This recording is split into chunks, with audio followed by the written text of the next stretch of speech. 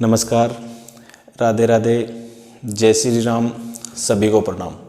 Reasoning गुरु Kishan sir YouTube channel में मेरे सभी प्यारे दोस्तों का, लाला लालियों का हार्दिक अभिनंदन है, स्वागत है। आगे बढ़ने से पहले मैं सभी से आग्रह करना चाहूँगा कि जो भी चैनल पर फर्स्ट बार आ रहे हैं या जिन्होंने अभी तक चैनल को सब्सक्राइब नहीं किया है तो वो चैनल को सब्सक्राइब कर लें और साथ ही जो बेल आइकन वाला जो बटन है उसको आप दबाएं ताकि आगे के जो भी वीडियो मैं डालूं और तो उनके नोटिफिकेशन आप तक पहुंच जाए और आपको वो टॉपिक अच्छे से क्लियर हो जाए। साथ ही जितना हो सके उतना आप अपने दोस्तों के साथ भी इस वीडियो को शेयर करें ताकि वो भी अपने टॉपिक है वो क्लियर कर पाए, क्योंकि यहाँ हम एक सहज सरल और सीधी भाषा में जो रीजनिंग के जो चैप्टर हैं उनको हम एक से एक आगे से आगे क्लियर करते जा रहे हैं। आप जितना ज़्यादा वीडियो को सब्सक्राइब करोगे, शेयर करोगे चैनल को, उतना ही ज़्यादा मुझे भी मोटिवेशन मिलेगा और मैं एक से एक बढ़कर टॉपिक आपको उपलब्ध करवाऊँगा। तो जितना हो सके उतना आप अपने दोस्तों के साथ इस वीडियो को शेयर करें, ठीक है।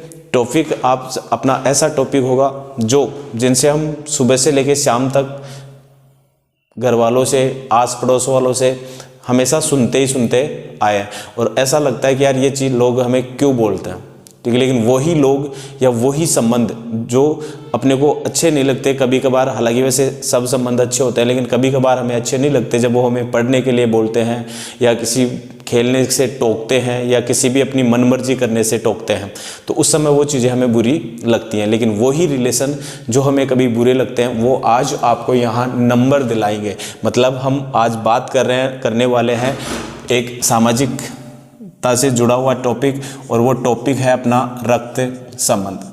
देखो टॉपिक काफ़ी इजी है, समाज से या अपने प्रत्येक व्यक्ति से जुड़ा हुआ है, लेकिन फिर भी जब ये एग्जाम में यहाँ से क्वेश्चन पूछे जाते हैं तो बहुत से स्टूडेंट ऐसे होते हैं जो क्वेश्चंस को हल नहीं कर पाते, क्योंकि यहाँ जो रिलेशन है वो डायरेक्ट नहीं पूछा जाता। जैसे मान लीजिए मैं आपको ऐसे पूछूं कि आपके पिताजी की पत्नी के साथ आपका क्या संबंध है, तो आप तुरंत बता दोगे कि पिताजी की जो पत्नी है वो अपनी क्या होगी, माताजी होगी। लेकिन वहाँ डायरेक्ट न देखिए, पजल टाइप में पूछेगा कि आपके पिता का एकमात्र पुत्र की पत्नी का आपके साथ क्या संबंध है। तो वहाँ पिता का पिता मतलब दादा और दादा का एकमात्र पुत्र मतलब वापस कौन हो गए, पिता, और उनकी पत्नी के साथ आपका क्या रिलेशन है, तो वो वहाँ पे आपकी क्या होगी, मदर होगी या माता होगी। तो इस प्रकार से जो क्वेश्चन होंगे वो पजल टाइप होंगे। पजल टाइप में होंगे तो उनको कैसे हल करना है, इसी की हम आज चर्चा करने वाले हैं अपने टॉपिक में। और टॉपिक है अपना कौन सा, ब्लड रिलेशन। देखो जब भी हमें इन क्वेश्चन, पजल टाइप के क्वेश्चनों को हल करना है तो इन क्वेश्चन को हम तभी हल कर सकते हैं जब हमें पीढ़ियों के बारे में जानकारी हो कि कौन सी पीढ़ी में कौन से रिलेशन आते हैं। और एक व्यक्ति अपने जीवन काल में 7 पीढ़ियों के बारे में जानकारी रखता है। उन 7 पीढ़ियों में सबसे पहली जो पीढ़ी है वो है उसकी स्वयं की पीढ़ी। उसकी जो भी व्यक्ति है, चाहे वो मेल हो चाहे फीमेल हो, ठीक है, जो भी व्यक्ति है उसकी स्वयं वाली पीढ़ी है वो उसकी प्रथम पीढ़ी है। और इस पीढ़ी के बारे में उसको कंप्लीट जानकारी होती है। कंप्लीट जानकारी मतलब इस पीढ़ी में इसके समकक्ष कौन कौन है। जैसे अगर ये मेल है तो इसकी बहन इसी पीढ़ी में होगी। बहन है, बहन का अगर कोई पति है तो वो हो जाएगा जीजा, वो भी इसी पीढ़ी में होगा, ठीक है। बहन है, भाई हो सकता है, अगर इसका कोई भाई है तो वो भी इसी पीढ़ी में होगा। और भाई की अगर कोई पत्नी है तो भावज, वो भी इसी पीढ़ी में होगी। ये मेल है तो इसकी पत्नी इसी पीढ़ी में होगी। ये फीमेल है तो इसका पति इसी पीढ़ी में होगा। पत्नी की अगर कोई बहन है, साली, वो इसी पीढ़ी में होगी। साली का कोई पति है तो वो जाएगा साडू, वो भी इसी पीढ़ी में होगा, ठीक है।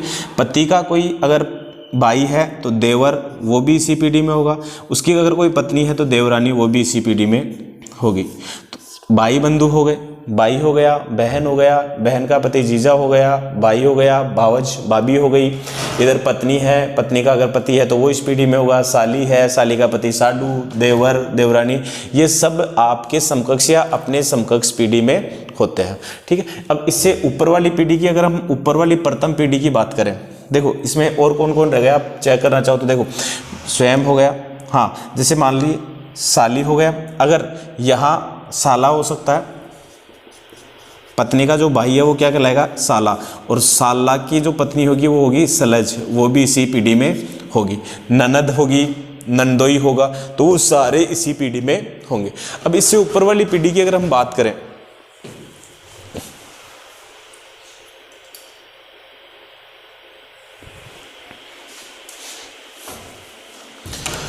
देखो इससे ऊपर वाली अगर पीढ़ी की बात करें तो यहाँ अपने जो भी माता पिता होंगे, माता और पिता, वो दोनों इसी पीढ़ी में होंगे, इससे ऊपर वाली पीढ़ी में। अगर माता है तो माता का कोई अगर भाई है तो वो मामा, वो इस पीढ़ी में होगा, और मामा की पत्नी मामी, वो भी इस पीढ़ी में होगी। माता की कोई बहन है जिसे हम मौसी कहेंगे तो वो भी इसी पीढ़ी में होगी, और मौसी के जो पति हैं मौसा जी, वो भी इसी पीढ़ी में होंगे। तो ये तो माँ वाले रिलेशन हो गए, मतलब माता वाले रिलेशन हो गए, वो सारे के सारे इसी पीढ़ियों में होंगे, और ये स्थितियाँ हम स्वयं से जोड़ रहे हैं। इधर पिता है तो पिता का अगर कोई भाई है तो वो होगा चाचा, वो इसी पीढ़ी में होगा। चाचा कह सकते हैं या ताऊ कह सकते हैं। देखो ताऊ वाली स्थिति है वो एग्जाम में नहीं आती, केवल चाचा वाली स्थिति आती है। चाचा की अगर कोई पत्नी है तो वो चाची होगी, वो इसी पीढ़ी में होगी। चाचा की जो पत्नी है चाची, वो भी इसी पीढ़ी में होगी। चाचा हो गया, चाची हो गई, ठीक है। फिर यहाँ पे जैसे पिताजी का कोई भाई है तो पिताजी का जो भाई है वो चाचा हो गया, बहन है तो वो क्या हो जाएगी, बुआ, ठीक है।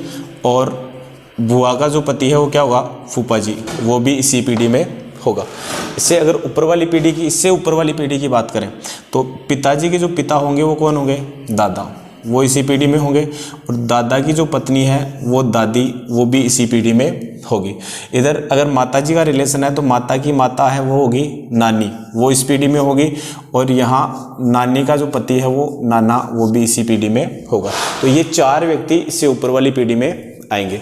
अगर इससे ऊपर वाली पीढ़ी की बात करें तो परदादा और उनकी पत्नी परदादी, ये इस पीढ़ी में होंगे। और अगर नानी की स्थिति की बात करें तो परनानी और पर नाना, ये इस पीढ़ी में होंगे। तो ये ऊपर वाली चार पीढ़ियां हो गई। देखो एक स्वयं वाली प्रथम पीढ़ी हो गई, इससे ऊपर वाली ये द्वितीय पीढ़ी हो गई, इससे ऊपर वाली ये तृतीय पीढ़ी हो गई, और इससे ऊपर वाली ये चतुर्थ पीढ़ी हो गई। तो प्रत्येक व्यक्ति को इन चार पीढ़ियों के बारे में जानकारी रहती है।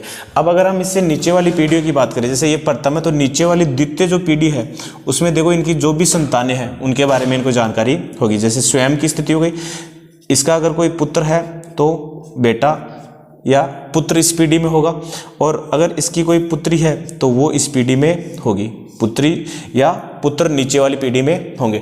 बहन है, बहन का अगर कोई पुत्र है तो वो हो जाएगा भांजा, और अगर पुत्री है तो भांजी, वो भी इसी पीढ़ी में होंगी। अगर पुत्र है, पुत्र की अगर कोई पत्नी है, पुत्र की कोई पत्नी है तो पुत्रवधू, वो भी इस पीढ़ी में आएगी। और पुत्री का कोई पति है तो वो दामाद, वो भी इस पीढ़ी में होगा, ठीक। भाई है तो भाई का अगर पुत्र है तो भतीजा, वो इसी पीढ़ी में होगा। और पुत्री है तो भतीजी, वो नीचे वाली पीढ़ी में होंगी। ये नीचे वाली द्वितीय पीढ़ी में व्यक्ति होंगे। कौन हो गया, पुत्र हो गया, पुत्री हो गई, भांजा हो गया, भांजी हो गई, दामाद हो गया, पुत्रवधू हो गई, भतीजा हो गया और भतीजी हो गई। इससे जस्ट नीचे वाली पीढ़ी में अगर हम बात करें तृतीय पीढ़ी की, तो तृतीय पीढ़ी में देखो यहाँ पुत्र का अगर पुत्र है तो वो क्या होगा, पोता, वो इस पीढ़ी में होगा। और पुत्री है तो पोती, वो इस पीढ़ी में होगी। अगर पुत्री का कोई पुत्र है तो वो होगा दोहिता, जिसे नाती भी कहा जा सकता है, दोहिता। और अगर पुत्री है तो दोहिती, ये इससे नीचे वाली पीढ़ी में होंगे।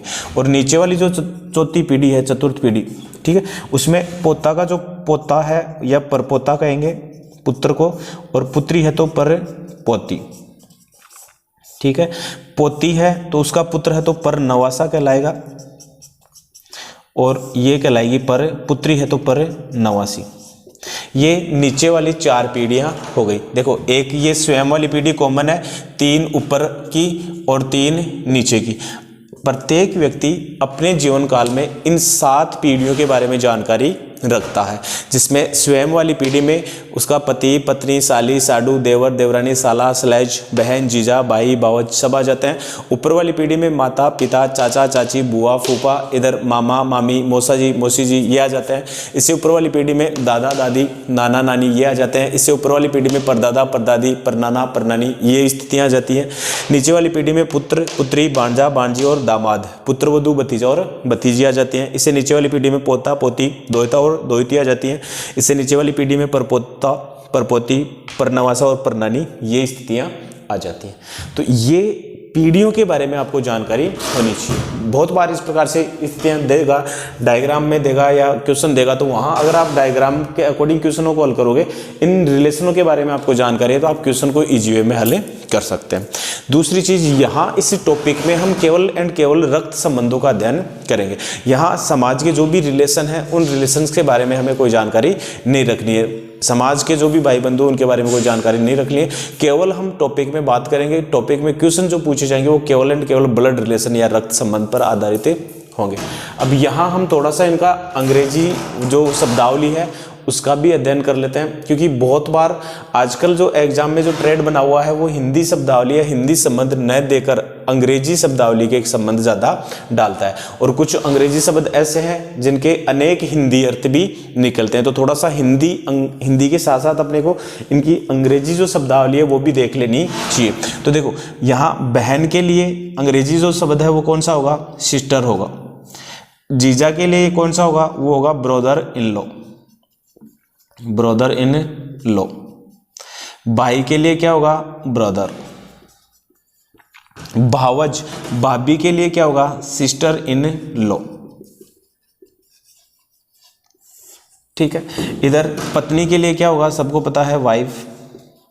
पति के लिए क्या होगा? हस्बैंड। साली के लिए क्या होगा? तो इसके लिए भी सिस्टर इन लॉ होगा। अब देखिए दो शब्द आ गए, एक तो उधर भाभी जी के लिए भी सिस्टर इन लॉ काम में ले रहे हैं और साली के लिए भी सिस्टर इन लॉ काम में ले रहे हैं। तो थोड़ा सा ध्यान देना, जब सिस्टर इन लॉ आ जाए तो वहाँ भाभी और भावज दोनों स्थितियाँ हो सकती हैं। साडू के लिए भी शब्दावली अगर काम में ले तो होगा ब्रदर इन लॉ। देवर के लिए भी ब्रदर इन लॉ होगा, देवरानी के लिए सिस्टर इन लॉ होगा, साला के लिए ब्रदर इन लॉ होगा और सलहज के लिए भी क्या होगा? सिस्टर इन लॉ होगा। पुत्र के लिए क्या हो जाएगा? सन। पुत्री के लिए हो जाएगा डॉटर। भांजा के लिए भी डॉटर और भांजी के लिए भी भांजी के लिए डॉटर और भांजा के लिए सन। ठीक है। दामाद के लिए हो जाएगा सन in law, sun in law. और इधर पुत्र वधू के लिए हो जाएगा daughter in law, daughter in law. शब्द थोड़े छोटे हैं, मैं बोलते जा रहा हूँ, वैसे वैसे आप नोट आउट करते जाना, क्योंकि बोर्ड की साइज थोड़ी छोटी रह गई। पूरी चीज़ें पूरी सारणी में करवा नहीं पाऊंगा। भतीजे के लिए हो जाएगा नेफ्यू और भतीजी के लिए हो जाएगा निस। ठीक है। पोता है तो ये हो जाएगा ग्रांड सन, ग्रांड सन। पोती है तो इसके लिए ग्रांड डॉटर। दोहिता है तो वही ग्रांड सन, दोहिती है तो ग्रांड डॉटर। परपोता है तो इसके लिए हो जाएगा ग्रेट ग्रांड सन। परपोती है तो इसके लिए हो जाएगा ग्रेट ग्रांड डॉटर। परनवासा है great grandson, great granddaughter. माता के लिए सबको पता है मदर। पिता के लिए फादर। चाचा के लिए अंकल। चाची के लिए आंट। बुआ के लिए भी आंट। अब देखो यहाँ आंट जो शब्द है वो चाची और बुआ दोनों के लिए काम में लिया जाता है। और फूफा जी के लिए भी कौन सा शब्द काम में लिया जाता है? अंकल शब्द काम में लिया जाता है। हालांकि यहाँ पैटर्नल अंकल बोल देते हैं। फूफा जी को भी पैटर्नल अंकल और चाचा जी को पैटर्नल अंकल कहा जा सकता है। मामा के लिए होगा अंकल ही होगा, लेकिन यहाँ अंकल है वो मैटरनल अंकल हो जाएगा। मामी के लिए मैटरनल आंटी, मौसी के लिए मैटरनल आंटी और मौसा जी के लिए मैटरनल अंकल। नाना जी के लिए हो जाएगा ग्रांड मैटरनल फादर। ठीक है। नाना के लिए हो जाएगा ग्रांड मैटरनल फादर और नानी के लिए हो जाएगा ग्रांड मैटरनल मदर। दादा के लिए हो जाएगा ग्रांड फादर, दादी के लिए हो जाएगा ग्रांड मदर। परदादा के लिए वही ग्रेट लग जाएगा, ग्रेट शब्द ग्रेट ग्रांड फादर, और इसके लिए परदादी के लिए ग्रेट ग्रांड मदर। परनाना के लिए वही ग्रेट ग्रांड मैटरनल मदर और ग्रेट ग्रांड मैटरनल फादर। तो ये थी अंग्रेजी शब्दावली। अब देखो बहुत से कॉमन, जैसे आंटी, चाची को भी कह सकते हैं, बुआ को भी कह सकते हैं, इधर मामी को भी कह सकते हैं, मौसी को भी कह सकते हैं। तो ये जो अंग्रेजी शब्दावली है वो एक साथ हिंदी शब्दावली को 4-5 रिलेशन को दर्शाती है। जैसे साला के लिए ब्रदर इन लॉ काम में ले सकते हैं, ठीक, साडू के लिए ब्रदर इन लॉ काम में ले सकते हैं, दामाद के लिए ब्रदर इन लॉ काम में ले सकते हैं, मतलब सन इन लॉ काम में ले सकते हैं, ठीक है। जीजा जी के लिए ब्रदर इन लॉ शब्द काम में लिया जाता है। तो यहाँ अंग्रेजी शब्दावली आपको अच्छे से समझनी है और जो क्वेश्चन में दी जाती है उसको आप अच्छे से पढ़ के किस रिलेशन के बारे में जानकारी दी गई है उसके बारे में आपको पढ़ना है। तो ये तो थी अपने को पीढ़ियों की जानकारी जो प्रत्येक व्यक्ति को होना जरूरी है। अब हम चर्चा करेंगे ब्लड रिलेशन के क्वेश्चन हल करते समय हमें बहुत सी बातों को ध्यान में रखना होता है, बहुत सी सावधानियां हमें बरतनी होती हैं, उन चीज़ों का हम अध्ययन करेंगे। एक बार आप इसका स्क्रीनशॉट ले लीजिए और इसको उतार लेना आप इजी वे में।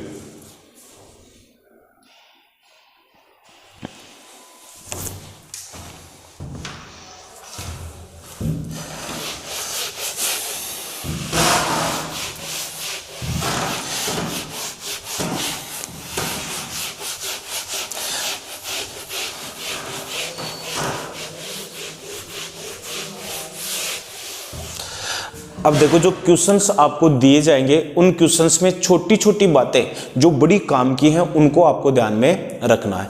पहली चीज तो है यहाँ पे दो व्यक्तियों के बीच में संबंध ज्ञात करवाएगा। पहली स्थिति है यहाँ आपको दो व्यक्तियों के बीच में संबंध ज्ञात करना होगा।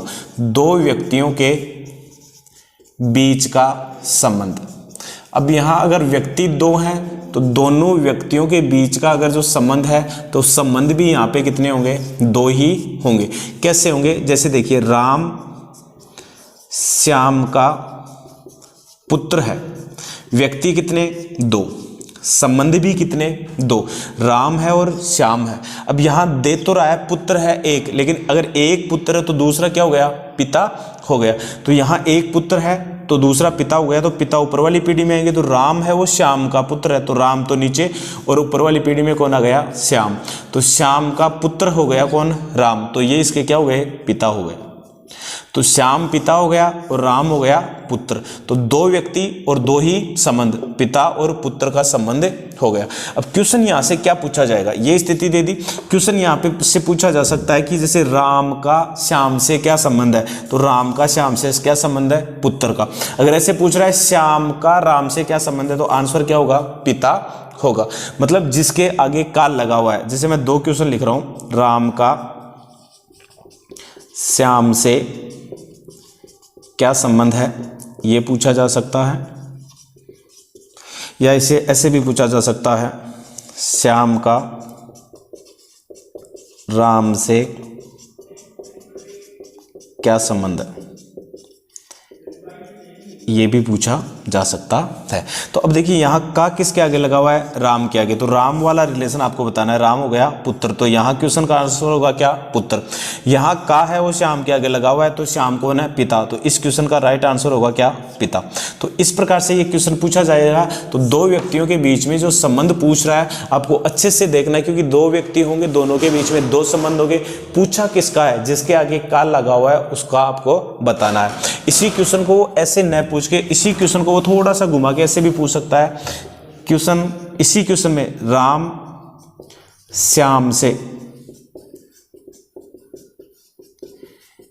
किस प्रकार संबंधित है या किस प्रकार संबंधित है, तब भी इस क्वेश्चन का आंसर क्या होगा, पुत्र होगा। और अगर ये पूछ रहा है कि श्याम राम से किस प्रकार संबंधित है, अब ऐसी स्थिति में आंसर क्या होगा, पिता होगा। यहां श्याम के बारे में पूछ रहा है तो श्याम पिता है, यहां राम के बारे में पूछ रहा है तो राम कौन है, पुत्र है। या फिर यहीं से एक क्वेश्चन और पूछ सकता है वो, राम व श्याम का आपस में क्या संबंध है, राम व श्याम का आपस में क्या संबंध है। तो राम यहाँ पुत्र है, श्याम पिता है, तो यहाँ पे आंसर हो जाएगा पुत्र पिता। पहले जो व्यक्ति आ रहा है उसका रिलेशन भी पहले आएगा, बाद में जो व्यक्ति आ रहा है उसका रिलेशन भी बाद में आएगा। तो आंसर हो गया यहाँ पे पुत्र और पिता का। तो ये इस प्रकार से शब्दावली देकर आपसे क्वेश्चन पूछेगा। तो पहली स्थिति है दो व्यक्तियों के बीच में जो संबंध है उस संबंध को अपने को ज्ञात करना होगा। अब देखो उसके बाद में जो दिए गए जो मध्यवर्ती संबंध है उनको अपने को सुनिश्चित करना होगा कि जो दो व्यक्ति दिए गए उन दोनों व्यक्तियों के साथ किसी अन्य व्यक्ति का जो संबंध दिया गया है उसको अपने को सुनिश्चित करना होगा। ठीक है। और जो मध्यवर्ती जो संबंध है वो अपेक्षित व्यक्तियों के बीच संबंध को घुमा फिरा कर प्रस्तुत करता है और जिससे कि प्रश्न और भी क्या हो जाता है, जटिल हो जाता है। तो उनकी आपको क्या करनी है, पहचान करनी है। ठीक है। उसके बाद में अगर हम बात करें तो एक चीज यहां आप ध्यान देना कि जो भी व्यक्ति दिए गए हैं, तथ्य दिए गए हैं, यहां क्वेश्चन है वो 5 टाइप से पूछे जाएंगे। एक तो होगा या तो तथ्यों पर आधारित होगा, दूसरे जो क्वेश्चन होंगे वार्तालाप पर आधारित हो सकते हैं, परिचय पर आधारित हो सकते हैं, फोटो फ्रेम पर आधारित हो सकते हैं या छाया चित्र पर आधारित हो सकते हैं। ठीक है। और एक स्थिति आती है वो गणितीय सक्रियाओं पर आधारित। तो यहां जो भी फोटो, छाया चित्र, तथ्य, नाम, ये जो भी स्थितियां दी गई हैं इनका आपको क्या करना पड़ेगा, लिंग निर्धारण करना पड़ेगा। मतलब यहाँ फोटो जो दी गई है, व्यक्ति का नाम दिया गया है, वहाँ आपको उस व्यक्ति का लिंग निर्धारण करना पड़ेगा।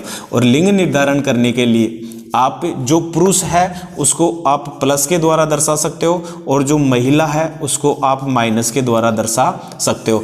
जब तक लिंग निर्धारित नहीं कर पाओ तब तक आप क्वेश्चन का आंसर नहीं दे सकते। कैसे नहीं दे सकते, समझना। देखिए आप यहाँ मैंने कहा ए बी का पुत्र है, केवल छोटा सा क्वेश्चन है, मैं बेसिक चीजें बता रहा हूं आपको, बाकी क्वेश्चन की चर्चा हम बाद में करेंगे। अभी जो इंपॉर्टेंट जो चीजें हैं जो अपने को ध्यान में रखनी है उन्हीं को हम पढ़ रहे हैं। क्वेश्चन है केवल इतना सा, ए बी का पुत्र है। अब आप डायग्राम बनाओगे कि ए पुत्र है बी का, तो पुत्र है तो प्लस। अब यहां आपसे कोई पूछ ले भाई बी कौन, तो बी के बारे में देखो यहां बी का लिंग नहीं पता है, लिंग का पता भी नहीं चल रहा। तो बी है वो एक की माता भी हो सकती है और पिता भी हो सकता है। अब वो ऑप्शन के ऊपर डिपेंड करेगा कि ऑप्शन में क्या दिया गया है, लेकिन यहाँ बी का लिंग पता नहीं चल रहा है, इसलिए आप ये कन्फर्म नहीं कह सकते कि माता है या पिता है। भाई जो पुत्र है तो वो पुत्र तो पिता का भी होगा और माता का भी होगा, दोनों का बराबर बराबर हकदार है, हक है। तो अब यहाँ बी है कौन, वास्तविक स्थिति में पता नहीं चल रहा, लेकिन अगर ऐसे आ गया कि सी बी का पति है, सी है वो बी का क्या है, पति है। तो पति पत्नी एक पीढ़ी में आएंगे तो सी बी का पति हो गया तो बी प्लस सी प्लस हो गया, तो ये ऑटोमेटिक कौन हो गई, माइनस। तो ये इसकी माता हो गई और एक का सी से क्या संबंध हो गया, ये इसका क्या हो गया, पिता, और ये इसका क्या हो गया, पुत्र। बस इस प्रकार से जो मध्यवर्ती जो संबंध है, ये जो मध्यवर्ती संबंध है इनके बारे में अपने को इनका विस्तार से, इन व्यक्तियों का जो संबंध है वो जो घुमा फिराकर प्रस्तुत किया गया है उसको इजी बनाना है अपने को। ठीक है। तो यहां ध्यान देना कि लिंग का निर्धारण करना होगा, लिंग पुरुष को प्लस से और महिला को या स्त्री को माइनस से आप दर्शा सकते हो। तीसरी स्थिति जो काफी इंपॉर्टेंट है, नाम के आधार पर आप लिंग का निर्धारण न करें। क्वेश्चन में नाम के आधार पर आपको लिंग का निर्धारण नहीं करना है, ध्यान देना, क्योंकि बहुत से नाम ऐसे आपको मिल जाएंगे जो महिला और पुरुष के कॉमन होते हैं। जैसे हम बात करें राजेश, अब यहाँ आप में से कोई बता सकता है राजेश कौन है? अमूमन पुरुषों के नाम होता है, लेकिन यहाँ राजेश महिलाओं के नाम भी होते हैं। बहुत से नाम मिल जाएंगे आपको, जैसे कमलेश, विनोद। ठीक है।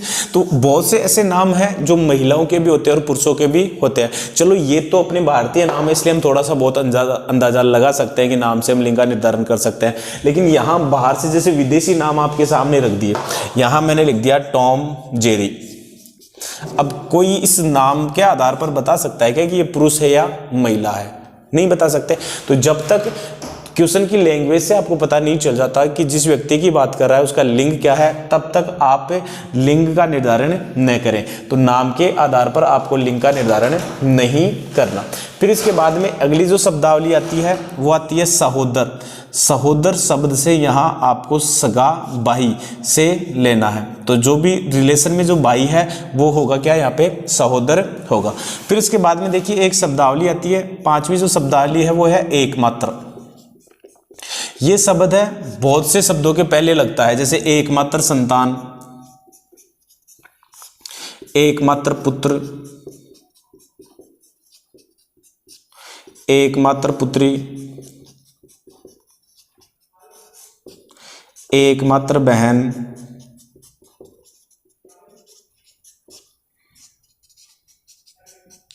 एकमात्र भाई। ठीक, इस प्रकार से ये एकमात्र कह सकते हैं या इकलौता भी कहा जा सकता है। दोनों में से कोई भी शब्दावली काम में ले सकता है, इकलौता या एकमात्र। तो देखो, अगर ये शब्द संतान से पहले लगा हुआ है तो उस व्यक्ति की केवल एक ही संतान है, वो प्लस या माइनस दोनों में से कुछ भी हो सकती है। संतान शब्द से पहले अगर एकमात्र शब्द लगा हुआ है तो वो उसकी प्लस या माइनस कुछ भी हो सकता है, मतलब वो उसका भाई भी, पुत्र भी हो सकता है और पुत्री भी हो सकती है। अगर एकमात्र शब्द पुत्र से पहले लगा हुआ है तो ऐसी स्थिति में पुत्र तो एक ही होगा, लेकिन पुत्रियां यहाँ पे कितनी भी हो सकती हैं, अनेक पुत्रियां भी हो सकती हैं। अनेक का मतलब 2 हो सकती है, 3 हो सकती है, 4, कितनी भी हो सकती है। अगर एकमात्र शब्द पुत्री से पहले लगा हुआ है, अगर एकमात्र शब्द पुत्री से पहले लगा हुआ है तो पुत्री एक होगी, लेकिन पुत्र यहाँ अनेक हो सकते हैं, कितने भी। अगर एकमात्र बहन है तो यहाँ थोड़ा सा समझना, अगर एकमात्र बहन है, जैसे मैंने सीता की एकमात्र बहन गीता को बताया, तो यहाँ सीता की एकमात्र बहन कौन हो गई, गीता। तो ऐसी स्थिति में उसके जो माता पिता की 2 लड़कियां हो सकती हैं, 2 संतानें हो सकती हैं, और दोनों क्या हो सकती हैं, लड़की। लेकिन अगर किसकी लड़के की बहन है, जैसे राम की गीता एकमात्र बहन है, तो ऐसी स्थिति में गीता कौन होगी, अकेली होगी। तो अगर बॉयज की एकमात्र बहन है तो बहन एक होगी, लेकिन गर्ल्स की अगर बहन है तो वहां पे 2 फीमेल हो जाएंगी। ऐसी स्थिति एकमात्र भाई में आ रहा है। अगर किसी बॉयज का एकमात्र भाई है, ब्रदर है, तो 2 बॉयज होंगे। अगर गर्ल्स का एकमात्र भाई है तो बॉयज एक होगा, गर्ल्स यहाँ पे कितनी भी हो सकती है। तो ये एकमात्र जो शब्दावली है इसको भी आप थोड़ा सा ध्यान दें। इसके बाद में अगर हम बात करें, बहुत बार अपने सामने ऐसी स्थिति आ जाती है कि हम क्वेश्चन को हल कर लेते हैं, जो क्वेश्चन में जो लैंग्वेज दी गई है, पहेली दी गई है, उसके अकॉर्डिंग हम इजी वे में क्वेश्चन के आंसर पर पहुंच जाते हैं, और क्वेश्चन का आंसर आपको वहां पे क्वेश्चन का आंसर आ रहा है चाचा। लेकिन जब आप ऑप्शन में अगर आप देखते हो तो ऑप्शन में आपको चाचा जो शब्द है वो दिखाई नहीं देता। यहाँ आपको फूफा शब्द दिख सकता है, पिता दिया गया है, सी ऑप्शन जो दिया गया है वो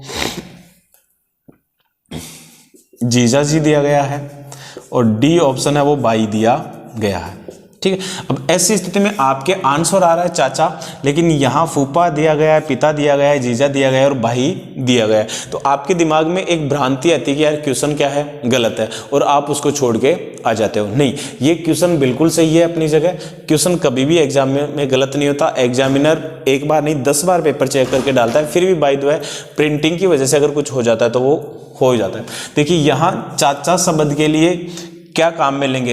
अब देखो चाचा तो ऑप्शन में नहीं है, तो जब भी अगर हिंदी शब्दावली के अकॉर्डिंग आपको जो ऑप्शन दिया गया उस वहाँ आपको ऑप्शन में आंसर नहीं मिल पा रहा है, तो आप क्वेश्चन को अंग्रेजी वर्ड में चेंज करें, अंग्रेजी लैंग्वेज में चेंज करें। और अंग्रेजी लैंग्वेज में आप जैसे ही क्वेश्चन को चेंज करोगे वहाँ आपको फूफा की जगह क्या दिखेगा, अंकल शब्द दिखाई देगा। और मैंने अभी चर्चा की थी, अंकल शब्द चाचा के लिए, फूफा के लिए, मामा के लिए, इन सब के लिए काम में लिया जा सकता है। तो यहाँ राइट आंसर क्या हो जाएगा, फूफा राइट आंसर हो जाएगा। हालांकि चाचा ऑप्शन में नहीं था, लेकिन फूफा था, तो फूफा का अंग्रेजी वर्जन है वो भी क्या होगा, अंकल ही होगा। और जब पेपर देने जाते हैं तो वहाँ साफ साफ लिखा हुआ होता है कि अगर हिंदी वर्जन में कहीं आपको त्रुटि नजर आती है तो आप अंग्रेजी लैंग्वेज का सहारा लें और अंग्रेजी वाला ही मान्य होगा। तो नेक्स्ट स्थिति को आप ध्यान दें, जब भी अगर आप क्वेश्चन का आंसर नहीं निकाल पा रहे हो हिंदी वर्जन के अकॉर्डिंग, तो आपको अंग्रेजी वर्जन के अकॉर्डिंग इन क्वेश्चनों को हल करना होगा। ठीक है, तो ये स्थिति है, इसको भी आपको ध्यान में रखना है। लिंग का निर्धारण हो गया, एकमात्र वाली स्थिति हो गई, इकलौता वाली स्थिति हो गई। बाकी जो भी प्रश्न है उनको हमेशा आरेख के माध्यम से आप लोगों को हल करना है, क्योंकि आरेख के माध्यम से जो संबंधों के बीच में जो कड़ी है वो हम इजी वे में पकड़ सकते हैं। जितना ज़्यादा हो सके आप क्वेश्चनों को आरेख के माध्यम से हल करने की कोशिश करें। ठीक है, और अगर कोई चीज़ें अपनी जो बीच में, हाँ एक स्थिति और है उसको भी आप समझ लीजिए। बहुत बार क्या होता है कि ये शब्द आते हैं और किंतु, परंतु, अपितु, लेकिन, तथा, ये ऐसे शब्द हैं जो दो सेंटेंस को जोड़ने का काम करते हैं। दो सेंटेंस को क्या करते हैं? जोड़ने का काम करते हैं। तो जब भी और, किंतु, परंतु, अपितु, लेकिन, तथा ये दो सेंटेंस को जोड़े तो जो सेकंड सेंटेंस है उस सेकंड सेंटेंस के जो भी तथ्य या जो नाम है वो फर्स्ट सेंटेंस के फर्स्ट तथ्य के साथ जुड़ेंगे। फर्स्ट सेंटेंस के फर्स्ट तथ्य के साथ जुड़ेंगे। और इनके अलावा अगर कुछ शब्द आ रहे हैं जो कि जो से स्टार्ट है, कि जैसे जो कि, जो, जिसका, जिसकी, अगर ये शब्दावली आ रही है तो ये फर्स्ट सेंटेंस और ये सेकंड सेंटेंस, तो सेकंड सेंटेंस के यहाँ सेकंड तथ्य के साथ ये जुड़ेंगे। तो इस स्थिति को आप समझना। और, किंतु, परंतु, अपितु, लेकिन, तथा ये स्थितियां आए तो सेकंड सेंटेंस है वो फर्स्ट तथ्य के फर्स्ट सेंटेंस के साथ मतलब फर्स्ट सेंटेंस के फर्स्ट तथ्य के साथ जुड़ेगा। और जो कि है, जिसका या जिसकी आए तो वो सेकंड सेंटेंस के सेकंड तथ्य के साथ जुड़ेगा। क्वेश्चन के माध्यम से आप इस स्थिति को अच्छे से समझना, देखना। जैसे ऐसे आ गया, ए बी का भाई है, जो सी का पुत्र है। दूसरी स्थिति है, ए बी का भाई है तथा सी का पुत्र है। अब देखो, अभी जो मैंने शब्दावली बोली थी, एक तो ये रहा जो और एक ये रहा तथा। अभी मैंने क्या कहा था कि अगर जो आए, जो शब्द आ रहा है तो ये सेकंड सेंटेंस को फर्स्ट सेंटेंस के साथ जोड़ेगा। और जो है वो फर्स्ट सेंटेंस के, देखो ये दो तथ्य हैं, ये फर्स्ट और ये सेकंड, तो इसे सेकंड तथ्य के साथ जोड़ेगा। मतलब सी का जो संबंध है वो किसके साथ है? बी के साथ। ए बी का भाई है तो यहाँ ए भाई हो गया किसका? बी का। जो सी का क्या है? पुत्र। जो कौन? यहाँ बी है वो सी का पुत्र हो जाएगा, तो यहाँ सी। अब ये ए बी है वो इसका भी क्या हो गया? पुत्र हो गया। और बी भी क्या हो गया? इसका पुत्र। सी इसकी माता भी हो सकती है और क्या हो सकती है? पिता भी हो सकता है, बी की भी और ए की भी। तो अब ए का रिलेशन किसके साथ जुड़ा? बी के साथ। नेक्स्ट स्थिति है जैसे ए बी का भाई है तथा सी का क्या है? पुत्र है। तो अब यहाँ देखो ए बी का भाई है तो ए बी का भाई हो गया तथा सी का कौन है? पुत्र। तो सी का पुत्र कौन है? ए। तो ये सी का पुत्र हो गया कौन? ए। अब ये बी है वो इसकी पुत्र भी हो सकती है और क्या हो सकती है? पुत्री भी हो सकती है, क्योंकि बी का लिंग नहीं पता। ए सी है ये इसकी माता भी हो सकती है और क्या हो सकती है? पिता भी हो सकता है। तो इसके लिंग का बारे में पता नहीं है। तो ध्यान दें, तथा आए तो यहाँ सेकंड जो सेंटेंस है उसका तथ्य फर्स्ट सेंटेंस के फर्स्ट तथ्य के साथ जुड़ेगा। जो या जो की कंडीशन आए तो सेकंड तथ्य है वो सेकंड तथ्य के साथ जुड़ेगा। ठीक है, तो ये इंपॉर्टेंट बातें हैं जो आपको क्वेश्चन हल करते समय ध्यान में रखनी होगी। तीसरी चीज यहाँ आप ध्यान दें, यदि तस्वीर की ओर इशारा करते हुए कोई व्यक्ति किसी कोई जानकारी दे रहा है तो वहां भी आपको ये पता होना चाहिए कि वो तस्वीर मेल की है या फीमेल की है। वो तस्वीर उसकी स्वयं की भी हो सकती है, ठीक है। परंतु यदि किसी व्यक्ति की ओर इशारा करते हुए कहा जाए तो वह स्वयं नहीं हो सकता। ध्यान दें, अगर तस्वीर की ओर इशारा करते हुए कहा जाए तो तस्वीर स्वयं की हो सकती है, मेल या फीमेल में से किसी की हो सकती है। लेकिन अगर व्यक्ति की ओर इशारा करके कहा जा रहा है तो व्यक्ति स्वयं नहीं हो सकता, क्योंकि अन्य पर्सन की हम बात कर रहे हैं। तो चलो हम एक आधा क्वेश्चन हल कर लेते हैं, बाकी क्वेश्चन हम हल करेंगे नेक्स्ट जो अपना वीडियो होगा उसमें। जैसे मान लीजिए आपको क्वेश्चन इस प्रकार से दे दिया, एम बी की माता है। क्वेश्चन की हम चर्चा करें, एम बी की माता है। फर्स्ट टाइप है तथ्यों पर आधारित, तथ्यों पर आधारित, तथ्यों पर या नाम पर आधारित, नाम पर आधारित भी हम कह सकते हैं। क्वेश्चन है एम बी की क्या है? माता है। ए एन के पिता है, ए एन के पिता है। एम बी की माता है, ए एन के पिता है। एन बी का इकलौता भाई है, एन बी का इकलौता भाई है। एन है वो बी का क्या है? इकलौता भाई है। सी का विवाह है एन के साथ हुआ है, सी का विवाह है एन के साथ हुआ है। सी का विवाह है वो किसके साथ हुआ है? एन के साथ हुआ है। क्यों? सी का एकमात्र बच्चा है। क्यों? सी का एकमात्र बच्चा है। क्यों है? वो सी का एकमात्र बच्चा है। एन की कोई बहन नहीं है। एन की कोई बहन नहीं है। एन की कोई क्या नहीं है? बहन नहीं है। और जे ए के पिता है। जे ए के क्या है? पिता है। जे ए के पिता है। ये दे दिया आपको क्वेश्चन की लैंग्वेज। और फिर आपसे इस प्रकार से पूछेगा कि ए सी से किस प्रकार संबंधित है। पहला क्वेश्चन यहाँ पे है कि ए सी से किस प्रकार संबंधित है। ये क्वेश्चन आपसे पूछा गया कि ए सी से किस प्रकार संबंधित है। तो देखो स्टेप टू स्टेप आपको क्वेश्चन को आगे बढ़ना है, डायग्राम के माध्यम से हल करना है, तथ्यों पर आधारित है, लिंक का भी आपको निर्धारण करना है। सबसे पहले एम बी की क्या है? माता। ठीक है, तो एम माता है किसकी? बी की। तो एम माइनस हो गई क्योंकि माता है तो माइनस, और किसकी? बी की। तो बी इसकी संतान हो गई तो वो नीचे वाली पीढ़ी में आ जाएगी। अब देखो बी प्लस भी हो सकता है और माइनस भी, क्योंकि ये इसकी माता है। यहां लिख लीजिए आप माता किसकी? बी की। तो ये इसका पुत्र हो सकता है और पुत्री हो सकती है। ए एन के क्या है? पिता है। ए और एन का कहीं पे यहाँ पे लिंक हो रहा है क्या? नहीं हो रहा। तो एक बार आप इस लाइन को छोड़ दीजिए या अलग से डायग्राम बना लीजिए। एन बी का इकलौता भाई है। एन है वो बी का इकलौता भाई है। तो एन है वो बी का इकलौता भाई है, मतलब एक ही भाई है। अब बी यहाँ प्लस भी हो सकता है और माइनस भी हो सकता है। और ए एन के क्या है? पिता है। और ए है वो एन के क्या है? पिता। तो ये ए हो गया यहाँ पे, ये इसके पिता हो गए प्लस। ये बी का भाई है और बाई के पिता इस बी के भी पिता होंगे कि नहीं होंगे? तो बी के भी पिता कौन हो गए? ए। ये इधर माता और ये इधर पिता, तो ये दोनों आपस में क्या हो गए? पति और पत्नी। ये इसका पति और ये इसकी क्या हो गई? पत्नी हो गई।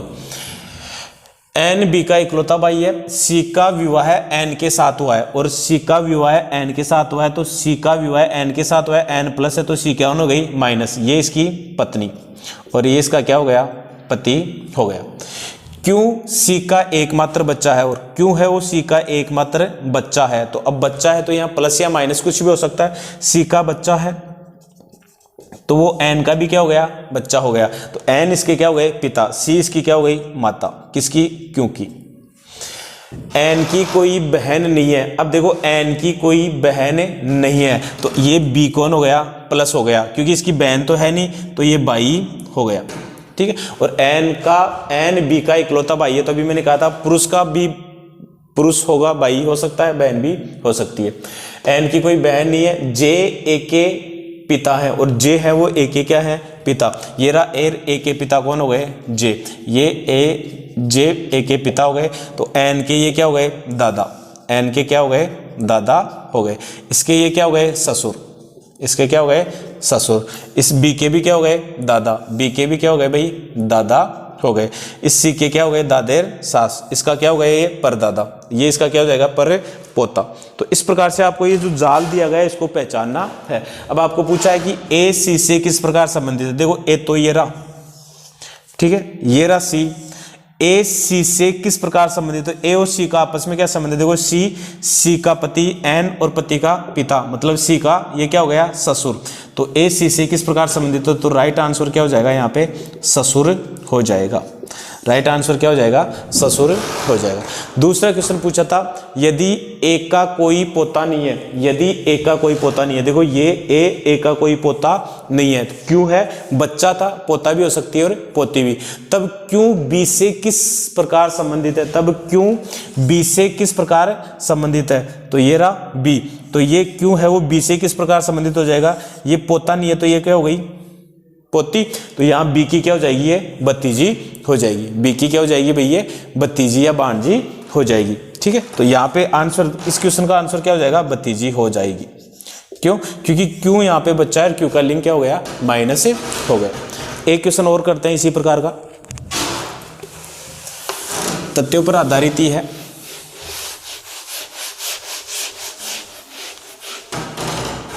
जैसे मान लिया ऐसे दे दिया ए बी का भाई है, क्वेश्चन है ए बी का भाई है, बी सी की बहन है, जो डी का पुत्र है। तो बताओ डी